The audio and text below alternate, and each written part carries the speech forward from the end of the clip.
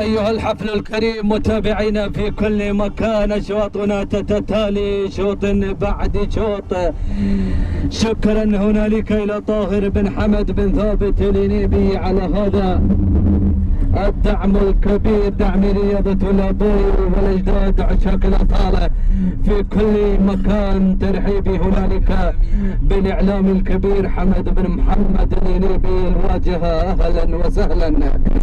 حيث انطلق هذا الشوط وكذلك مرحبا ومشرفنا أبو زايد المعلق الكبير خليفة بن زايد الحرسوسي، أهلا وسهلا ومرحبا بكافة المتابعين والإعلاميين والمحبين. كذلك ترحيبي بأحد الإعلاميين الفطاحلة الكبار سيد فخامة، وكذلك حمد بن عيد الينيبي. أهلا بالمتابعين والمحبين والمشاركين.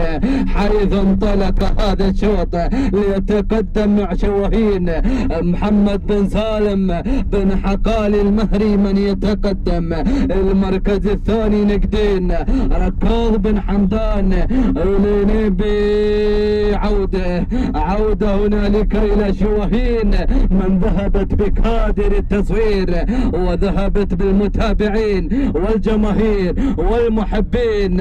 الله عليك يا بن حقالي. هذه لأهالي كيبوت الورد، أهالي كيبوت الورد يدلون الطريق دائما نحو هذه الأشواط، أشواط الرموز، أشواط الدروع والذهب. الله الله الله الله يا بن حقالي، يا بن حقالي. مع شواهين انطلقت شواهين، ذهبت هنالك مع هذا الشوط الكبير. مشكور يا بن حقالي، مشكور على هذا الفوز، على هذا الإبداع، على هذه النوعية الكبيرة يا بن حقالي. مع شواهين محمد بن سالم بن حقالي المهري المركز الثاني نقدين.